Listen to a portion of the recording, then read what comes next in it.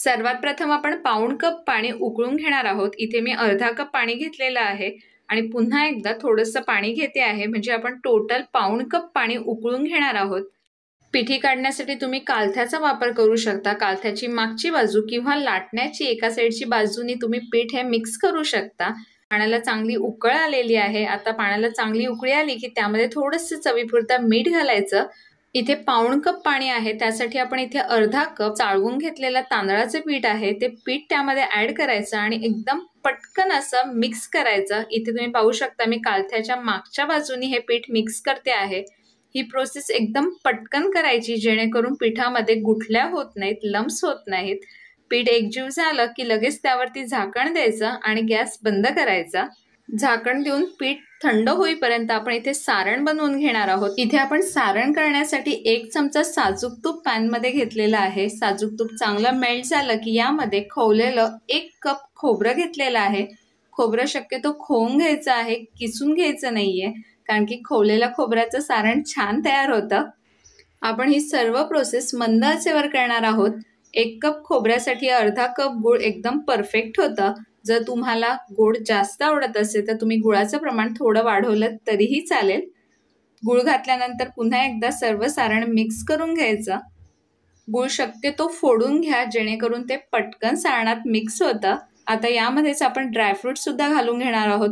तुमच्या आवडीनुसार तुम्ही ड्रायफ्रुट्स कमी जास्तही करू शकता। इथे आपण काजू आणि मनुका ऍड करून घेतलेले आहेत। सारण व्यवस्थित मिक्स करायचं आणि त्यावरती झाकण द्यायचं आणि 2 ते 3 मिनिटांसाठी सारणला चांगलं शिजवून द्यायचं, जेणेकरून त्याच्यातलं गूळ व्यवस्थित मेल्ट होईल। तुम्ही इथे पाहू शकता 2 ते 3 मिनिटं झालेली आहे। सारण एकदम परफेक्ट असं तयार झालेलं आहे।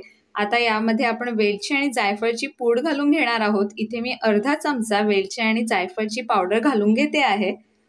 यामुळे खूप छान असा फ्रेग्रन्स येतो आणि इथे आपलं परफेक्ट असं सारण देखील तयार झालेलं आहे। आता आपण हे सारण थोडंसं थंड होऊन देणार आहोत। सारण जास्त शिजवायचं नाही, कारण की त्यामध्ये गूळ असतं। जर तुम्ही जास्त शिजवलं तर गुळाचा कडकपणा सारणाला यायला सुरुवात होते। त्यामुळे 5 मिनिटात आपलं सारण रेडी होतं। आपण मोदक करण्यासाठी जी उकड काढली होती ती उकड देखील थंड झालेली आहे। आता तिला मी एका बाउलमध्ये काढून घेते। जर ही उकड जास्त असेल तर तुम्ही एखाद्या परातात किंवा ताटात घेतली तरीही चालेल। आता आपण ज्या पातेल्यात उकड होती मी त्याच पातेल्यात थोडंसं पाणी घेतलेलं आहे, थंड पाणी आहे। तेच पाणी आपण थोडं थोडं ऍड करून ही उकड व्यवस्थित अशी मळून घेणार आहोत। कधीही मोदक करताना जी आपण उकड काढतो ती उकड चांगली मळून घ्यायची, ते पीठ चांगलं मळून घ्यायचं, एकजीव करून घ्यायचा, जेणेकरून मोदक चांगले होतात, मऊ लुसलुशीत होतात, मोदकाला तडा जात नाहीत। यासाठी थोडं थोडं करून पाणी ऍड करायचं आहे, एकदम पाणी आपण घालणार नाही आहोत। हाताला थोडं थोडं पाणी लावायचं आणि ही उकड मळून घ्यायची आहे। मोदक बनवण्यासाठी आपण जी पिठी करतो ती पिठी शक्यतो आंबेमोहोर तांदळाची करायची। त्याला एक चांगला फ्रेग्रन्स असतो, त्यामुळे आपले मोदक देखील खूप चांगले आणि मस्त असे फ्रेग्रन्सचे तयार होतात। आंबेमोहोर तांदूळ स्वच्छ धुवून घ्यायचा आणि त्याला एखाद्या सुती कपड्यावरती थोडंसं पसरून ठेवा। फॅनवर सुकवलात तरीही चालेल किंवा एखाद तास उन्हामध्ये जर त्याला सुकवलं तर एकदम परफेक्ट अशी पिठी तयार होते। पिठी दळताना शक्यतो ती तांदळावर दळून घ्यायची, जेणेकरून आपले मोदक सुद्धा पांढरे शुभ्र असे तयार होतात। इथे तुम्ही पाहू शकता थोडं थोडं करून पाणी ऍड केलेलं आहे, त्यामुळे आपला एकदम परफेक्ट असा डो तयार झालेला आहे। आता आपण ह्या गोळ्यापासून छोटे छोटे गोळे करून घेणार आहोत। आता मी इथे एक गोळा तयार करते आहे। थोडंसं पीठ काढून घ्यायचं आणि तळ हातावरती त्याचा एक गोळा तयार करायचा। जर या गोळ्याला तडा गेल्या नाहीत याचाच अर्थ आपलं परफेक्ट असं पीठ मळून झालेलं आहे। जर तुमच्या या गोळ्याला कुठे कुठे तडा जात असतील, मध्ये मध्ये तडा येत असतील, याचाच अर्थ तुम्हाला अजून पीठ मळायची गरज आहे। आता तुम्ही पाहू शकता आपल्या पिठाला थोड्याशा तडा दिसत आहेत। आता मी पुन्हा एकदा थोडंसं पाण्याचा हात घेऊन हे पीठ थोडं मळून घेते आहे। आता यातून आपण पुन्हा एकदा असा एक छोटासा गोळा करून घ्यायचा आहे, जे तुम्ही पाहू शकता। आता आपला एकदम परफेक्ट असा गोळा तयार झालेला आहे, कुठेच तड आलेली नाहीये। गोळा काढून घेतला की बाकीचं जे पीठ असतं त्यावरती झाकण द्यायचं आणि ते बाजूला ठेवायचं, जेणेकरून आपलं बाकीचं पीठ सुकत नाही, ड्राय होत नाही, सारखं सारखं मळायची गरज लागत नाही। आता हाताला थोडंसं पाणी आणि थोडंसं तेल लावून घ्यायचं, जेणेकरून मोदकाला देखील तडा जात नाहीत। गोळ्याची अशी गोल फिरवून पारी तयार करून घ्यायची, वाटी तयार करून घ्यायची आहे। तुम्ही इथे पाहू शकता मी बाकीची 4 बोटं बाहेरच्या बाजूला ठेवलेली आहेत आणि फक्त दोन्ही हाताच्या अंगठ्यांनी ही पारी तयार करते आहे. पारी एकदम पातळही करायची नाही आणि एकदम जाड देखील ठेवायची नाही. मध्यम अशी पारी तयार करायची, जेणेकरून मोदकाच्या कळ्या एकदम परफेक्ट अशा तयार होतात. पारी तयार झाली की थोडंसं हाताला पाणी घ्यायचं आणि 3 बोटांच्या मदतीने एक एक कळ्या करून घ्यायच्या. तुम्ही ते पाहू शकता मी मधल्या बोटांनी आणि अंगठ्यानी प्रेस करून ह्या कळ्या तयार करते आहे. पीठ थोडंसं चिकट लागत असेल, हाताला चिकटत असेल तर थोडंसं पुन्हा एकदा पाण्याचा हात घ्यायचा. पाण्यामध्ये फक्त थोडंसं बोट ओलं करायचं, जास्त पाणी घ्यायचं नाहीये आणि अशा अलगद अलगद कळ्या करून घ्यायच्या आहेत. चॅनलवरती नवीन असाल तर चॅनलला लाईक करा, सबस्क्राईब करा आणि फॉलो सुद्धा करा. शिवाय बेल आयकॉनचं बटन क्लिक करा, जेणेकरून माझ्या अशाच नवनवीन रेसिपीज तुम्हाला पाहायला भेटतील. कळ्या करून झाल्या की यामध्ये आपण सारण भरून घेणार आहोत. सारण देखील थंड झालेलं आहे. यामध्ये मी सारण बऱ्यापैकी असं स्टफ करते आहे. सारण भरून झालं की ते अलगद बोटाने थोडंसं प्रेस करायचं आणि ही सर्व प्रोसेस एकदम हलक्या हाताने करायची, जेणेकरून आपल्या कळ्या व्यवस्थित अशा राहतील.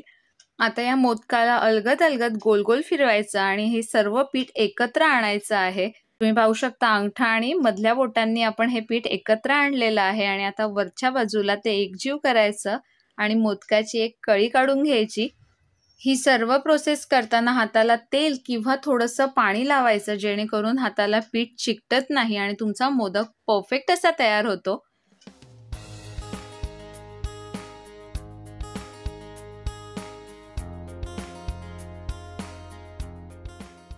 आणि इथे तुम्ही पाहू शकता आपला परफेक्ट असा मोदक तयार झालेला आहे.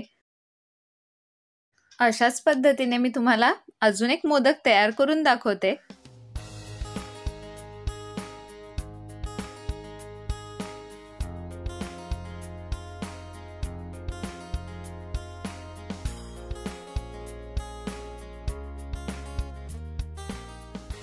आणि तुम्ही इथे पाहू शकता आपले सर्व मोदक एकदम मस्त असे रेडी झालेले आहेत. आता यावरती आपण थोडी थोडी केसर लावून घेणार आहोत.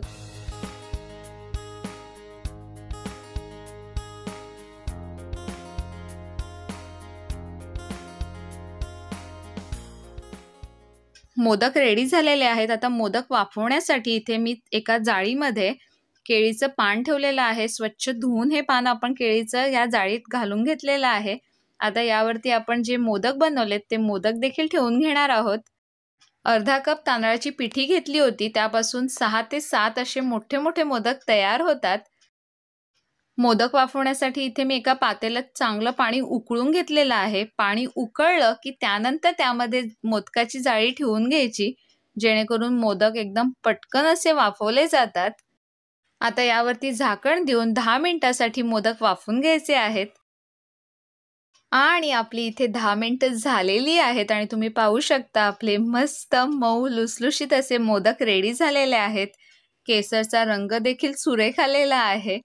बाप्पाला आवडणारे उकडीचे मोदक खाण्यासाठी तयार झालेले आहेत.